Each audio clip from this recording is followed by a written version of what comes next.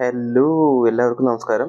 ഇന്ന് നമ്മൾ എത്തിയിരിക്കുന്നത് ഡൽഹിയുടെ തന്നെ അല്ല, ഇന്ത്യയുടെ തന്നെ അഭിമാനമായ ഇന്ത്യ ഗേറ്റിലാണ്. സെൻട്രൽ ഡൽഹിയിൽ സ്ഥിതി ചെയ്യുന്ന ഇന്ത്യയുടെ അഭിമാന ചിഹ്നമായ ഇന്ത്യ ഗേറ്റിനെ മലയാളികൾക്ക് സുപരിചിതമാവുന്നത് ന്യൂഡൽഹി എന്ന സിനിമയിലൂടെ ആയിരിക്കും. ശരിയല്ലേ? സിനിമയിൽ പറയുന്ന കഥയല്ല ഇവിടെ ഉള്ളത്. ആ കഥ എന്താണെന്ന് ഞാൻ നിങ്ങൾക്ക് പറഞ്ഞുതരാം.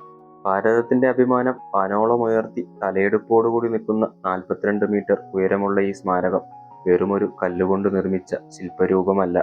ധൈര്യത്തിന്റെയും ബലിദാനത്തിന്റെയും രാഷ്ട്രാഭിമാനത്തിന്റെയും അടയാള ചിഹ്നമാണ് നമ്മുടെ ഇന്ത്യ ഗേറ്റ്. മനസ്സിൽ അത്രയും അഭിമാനത്തോടുകൂടി ഞാൻ എൻട്രി പാസ് എടുത്തു. എൻട്രി ഫീ ആയിട്ട് ഒന്നുമില്ല, ഫ്രീ എൻട്രി തന്നെയാണ്. ചിലരെങ്കിലും വിചാരിച്ചു കാണും ഇന്ത്യ ഗേറ്റ് സ്വാതന്ത്ര്യത്തിന് ശേഷം പണിത ഒരു സ്മാരകമാണെന്ന്. എന്നാലല്ല, 1921 ഇന്ത്യ ഗേറ്റിന്റെ ഫൗണ്ടേഷൻ ഇടുന്നത്. എൻട്രി എടുത്ത് അകത്ത് കയറിയതും നല്ലൊരു മഴ കിട്ടി. വേറെ ഒരു വഴിയില്ല, ഒരു മരത്തിന്റെ ചുവട്ടിൽ അങ്ങനെ നിന്നു. മഴ ഫുള്ളായി നനഞ്ഞു. കുറെ നേരം മഴ ആസ്വദിച്ച് അങ്ങനെ നിന്നു. ഇന്ത്യ ഗേറ്റിലേക്ക് നിങ്ങൾ വരാൻ പ്ലാൻ ചെയ്യുന്നുണ്ടെങ്കിൽ ഈവനിങ് തന്നെ വരാൻ ശ്രമിക്കുക. അതായിരിക്കും കുറച്ചുകൂടെ ഭംഗിയും ആസ്വദിക്കാൻ എളുപ്പവും. നിങ്ങളിൽ എത്ര പേർക്ക് ഇത് അറിയുമെന്ന് എനിക്കറിയില്ല. 1931 നമ്മുടെ ഇന്ത്യ ഗേറ്റിന്റെ പണി പൂർണ്ണമായും തീരുന്നത്. അന്ന് ഇന്ത്യ ഗേറ്റിന്റെ പേര് ഓൾ ഇന്ത്യ വാർ മെമ്മോറിയൽ എന്നായിരുന്നു. ഒന്നാം ലോക മഹായുദ്ധത്തിലെയും ആംഗ്ലോ അഫ്ഗാൻ യുദ്ധത്തിലെയും മരിച്ച 82,000 സൈനികർക്ക് വേണ്ടി സമർപ്പിച്ച സ്മാരകമായിരുന്നു ഇത്. എഡ്വിൻ ലൂട്ടൻസ് എന്ന ആർക്കിടെക്റ്റാണ് ഇന്ത്യ ഗേറ്റിന്റെ രൂപകൽപ്പന നൽകിയതും പണിതതും. ചുവന്ന മൺകല്ലുകൾ കൊണ്ടും ഗ്രാനൈറ്റ് കൊണ്ടും നിർമ്മിച്ച ഈ സ്മാരകത്തിന് നല്ല ചോരയുടെ മണമുണ്ട്. ഏകദേശം 13,000-ലധികം വീരമൃത്യു വരിച്ച സൈനികരുടെ പേര് ഈ സ്മാരകത്തിൽ കൊത്തിവെച്ചിട്ടുണ്ട്. 1971 ഇന്ത്യ പാകിസ്ഥാൻ യുദ്ധത്തിന് ശേഷം ആദ്യമായി ഇന്ത്യ ഗേറ്റിൽ ഒരു ജ്യോതി തെളിയിച്ചു. ഒരു റൈഫിളിന് മുകളിൽ ഒരു സൈനികന്റെ ഹെൽമറ്റും അതിനു ചുറ്റും അനന്തമായി കത്തുന്ന ജ്വാലകളും. അമർ ജവാൻ ജ്യോതി.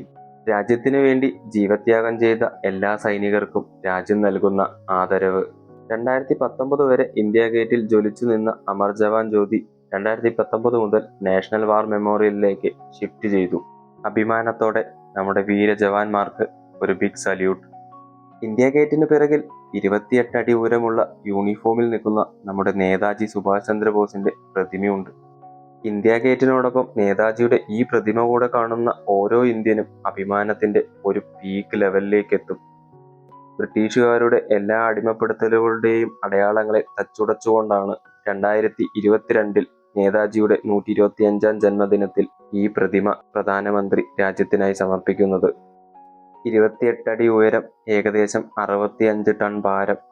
മൈസൂരിലെ അരുൺ യോഗിരാജ് എന്ന ശില്പിയുടെ കലാരൂപം. സൈനിക വേഷത്തിൽ ശക്തിയും പ്രതിജ്ഞയും നിറഞ്ഞു നിൽക്കുന്ന നേതാജിയുടെ പ്രതിമ ഇന്ത്യൻ സ്വാതന്ത്ര്യ സമരത്തിന്റെ ആത്മാവിനെ ഇന്നും നമ്മളെ ഓർമ്മപ്പെടുത്തുന്നു. ഇന്ത്യ ഗേറ്റിന് പിറകിലായി വേറൊരു ചരിത്ര സ്മാരകം കൂടെ ഉണ്ട്, നാഷണൽ വാർ മെമ്മോറിയൽ. ഇന്ത്യ ഗേറ്റിൽ വരുന്ന നിങ്ങൾ ഓരോരുത്തരും ഇവിടം സന്ദർശിക്കുക തന്നെ വേണം. ഒരു 5:30 സമയത്ത് വരുവാണെന്നുണ്ടെങ്കിൽ ഗാർഡ് ഓഫ് ഓണർ നിങ്ങൾക്ക് കാണാൻ പറ്റും. ഗാർഡ് ചേഞ്ചിങ് അതൊരു പ്രത്യേക ഫീല് തന്നെയാണ്. പക്ഷെ ഇവിടെ ക്യാമറ അലൗഡ് അല്ല, എന്നാലും ഞാൻ കുറച്ച് വിഷ്വൽസ് പകർത്തിയിട്ടുണ്ട്.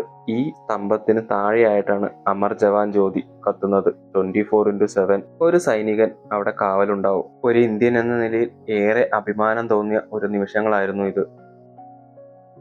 ഇന്ത്യ ഗേറ്റ് സന്ദർശിക്കാൻ വരുന്ന നിങ്ങൾ ഈവനിങ് തന്നെ വരണം. ഫാമിലിയായിട്ടും കുട്ടികളുമായിട്ടും കളിക്കാനും വിശ്രമിക്കാനും പറ്റുന്ന പാർക്കുകൾ ഇവിടെ ഉണ്ട്. ലൈറ്റ് അറേഞ്ച്മെന്റ്സ് ഉണ്ട്. ഇതൊന്നും മിസ് ചെയ്യരുത്. ത്യാഗത്തിന്റെയും ബലിദാനത്തിന്റെയും കഥകളും കുട്ടികളും ഫാമിലിയും ഒത്തുള്ള ഒരുപിടി മറക്കാനാവാത്ത ഓർമ്മകളും നിങ്ങൾക്ക് ഇന്ത്യ ഗേറ്റിൽ നിന്ന് കിട്ടുന്നതാണ്. അതിന് ഞാൻ ഗ്യാരണ്ടി. ഇന്ത്യ ഗേറ്റ് കണ്ടതിന് ശേഷം കുറച്ച് നടക്കാം എന്ന് നിങ്ങൾക്ക് തോന്നിയിരുന്നെങ്കിൽ ഇന്ത്യ ഗേറ്റിന് നേരെ ഓപ്പോസിറ്റായി നേരെ നടക്കുക. അവിടെയാണ് രാഷ്ട്രപതി ഭവനും സെക്രട്ടേറിയറ്റും ഉള്ളത്. അങ്ങോട്ട് പ്രവേശനമൊന്നുമില്ല, എന്നാലും ജസ്റ്റ് കാണാം. ഈവനിങ്ങിലെ ലൈറ്റ് അറേഞ്ച്മെന്റ് അതിമനോഹരമാണ്. അവിടെയും കുറച്ചധികം നടക്കാനുണ്ട്. ഫാമിലിയൊക്കെ ആയിട്ടാണെങ്കിൽ നല്ല എൻജോയ് ചെയ്ത് അങ്ങോട്ട് നടക്കാം. നല്ല തിരക്ക് കണ്ടില്ലേ? എല്ലാവരും ഈവനിങ് എൻജോയ് ചെയ്യാൻ വന്ന ഫാമിലികളാണ്. ഇതാണ് രാഷ്ട്രപതി ഭവൻ, നമ്മുടെ രാഷ്ട്രപതി താമസിക്കുന്ന സ്ഥലം. എന്ത് മനോഹരമാണല്ലേ! സാധാരണ ജനങ്ങൾക്ക് ഇതുവരെ പ്രവേശനമുള്ളൂ.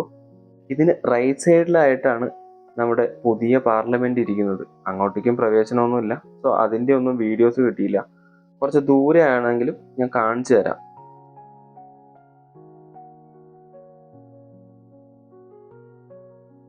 അങ്ങ് ദൂരെ കാണുന്ന ആ മന്ദിരമില്ലേ, അതാണ് പുതിയ പാർലമെന്റ്. ഈ ബാരിക്കേഡ് വരെ നോർമൽ ആൾക്കാർക്ക് പ്രവേശനമുള്ളൂ.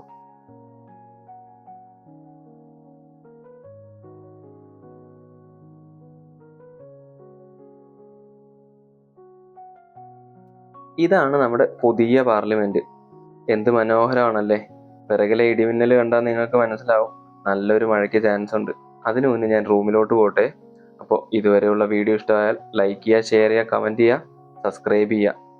അടുത്തൊരു വീഡിയോയുമായി കാണുന്നതുവരേക്കും ബൈ ബൈ.